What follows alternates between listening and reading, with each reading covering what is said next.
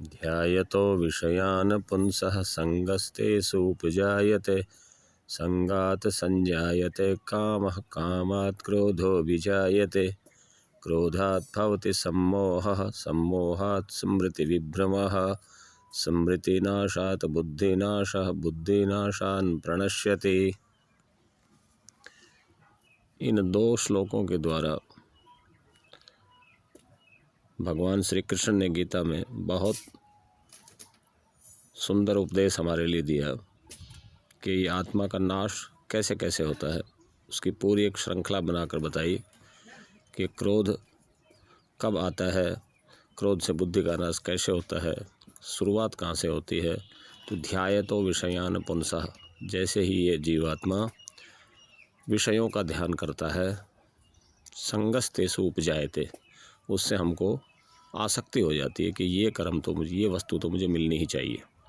संगात संजायते कामः, और आसक्ति से फिर कामना उत्पन्न हो जाती है। कामात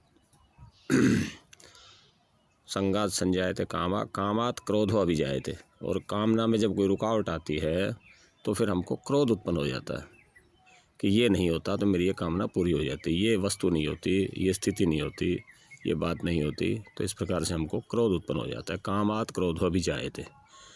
दूसरे श्लोक में कह रहे हैं क्रोधात भवति सम्मोहः, क्रोध से फिर हमारी बुद्धि सम्मोहित हो जाती है, अर्थात मूढ़ हो जाती है, अर्थात उसको फिर अपने भले बुरे का ज्ञान नहीं रहता। क्रोधात भवति सम्मोहः सम्मोहात स्मृति विभ्रमः, और सम्मोह होने से, बुद्धि के सम्मूढ़ होने से फिर हमारी स्मृति, हमारे आत्म ज्ञान का नाश हो जाता है। हम अपने को फिर शरीर ही मानने लगते हैं, आत्मा से हमारी बुद्धि हट जाती है। कामात क्रोधो विजायते क्रोधात भवति सम्मोहः सम्मोहात स्मृति विभ्रमः स्मृति भ्रंशात बुद्धिनाशः, और बुद्धिनाशात प्रणश्यते।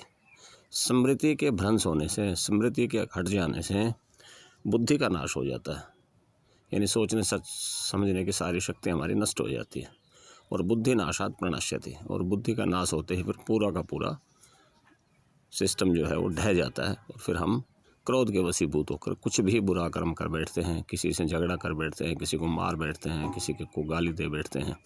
तो इस प्रकार से हमारा पतन जो है वो शुरुआत कहाँ से हुई? शुरुआत वहीं से हुई जहाँ ध्यायतो विषयान् पुंसः, विषय की तरफ हमारा जैसे ही हम विषय का ध्यान करते हैं तैसे ही हमारे पतन का आरंभ हो जाता है। तो पतन से बचना हो तो विषयों का ध्यान केवल उतना ही करें जितनी हमको आवश्यकता है।